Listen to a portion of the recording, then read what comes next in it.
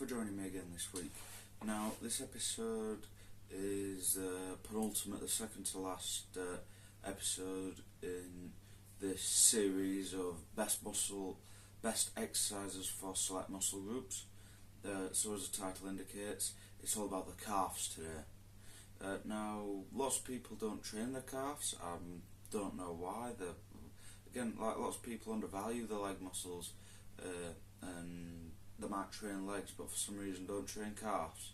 So if you're one of those people watching this video, if you stumble across it, happens to inspire you on to go and train your calves, and where better to start with these 3 exercises. So let's get straight into it. You know how this works. We start with the least recommended and finish with the most recommended, but as always, for it to make this list, it's still got to be a very good exercise and highly recommended. So starting off the list is the seated calf raise. So we're sat in a pretty similar position to how I am.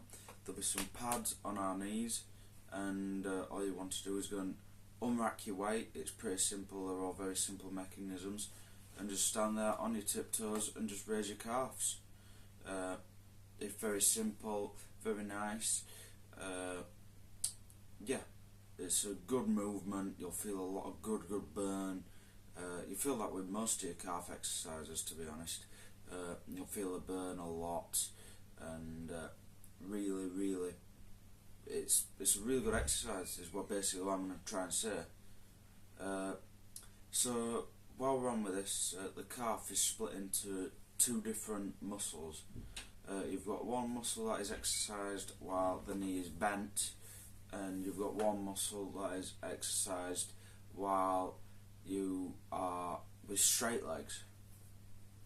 So the seated calf raise is a really good way to target the particular part of the calf that is worked while seated.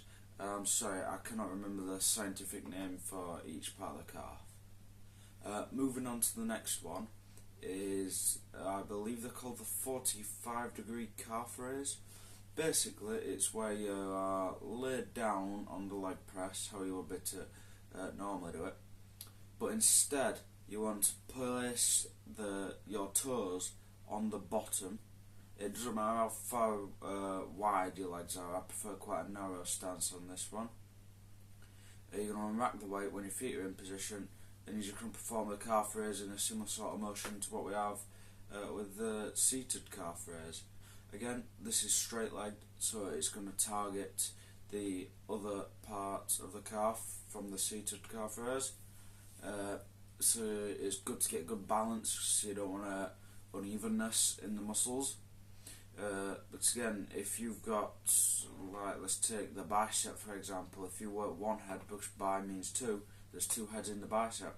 If you only work one head and don't work the other, you'll end up with a pretty weird looking bicep. It's only the same with your calf. You've got to treat every part, you've got to treat every muscle group the same. You've got to treat every part of that muscle group the same. Otherwise, especially if you compete in bodybuilding, you're going to end up with a funky looking physique that judges aren't going to approve. And for powerlifters like myself, it's a little bit different. You want to just be targeting the muscles where you're generating the power for your 3 core movements from.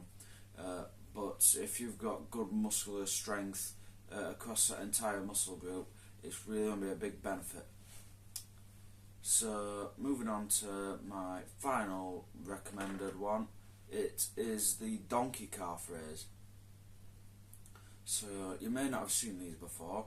If you haven't, I highly recommend after you finish this video going over and looking at a video of the donkey calf raise on YouTube. Just give it a quick search. You'll stumble across one fairly easy. And basically, there's a machine in the gym where you can set up, so there'll be some padding that you can put on your lower back. You'll rest your lower back on that, and get your feet in the similar sort of calf raise position that we have had for the other lifts. So you're going to do that, obviously after you've adjusted the weight to something that you think you can handle, and basically you're doing a bent over calf raise. So I know I mentioned bending the knee, but if you're bending your back, that will also trigger that flexion within the calf that I mentioned from earlier on. And with it being straight-legged, it triggers a different flexion in the calf, so you end up triggering both, you end up like stimulating both parts of the calf muscle.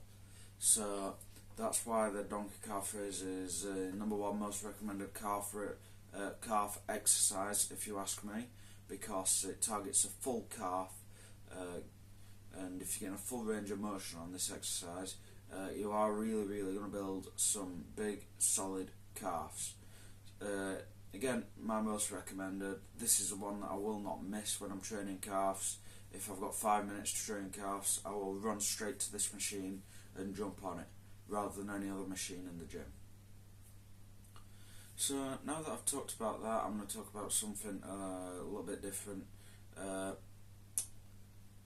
In the gym recently, I finished off my build, and because again I was supposed to be competing today, actually, when the video goes live, I was supposed to be competing at the British Open Championships, British Open Classic Championships that is, and obviously pulling out, can't do it with the fainting.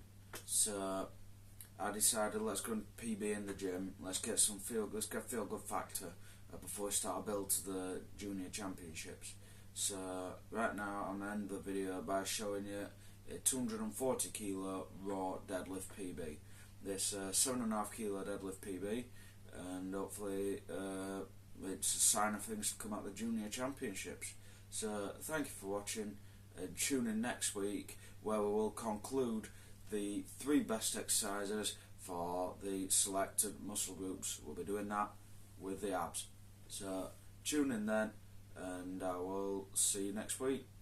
Come on! Let's go! Come on! Watch out, bitch!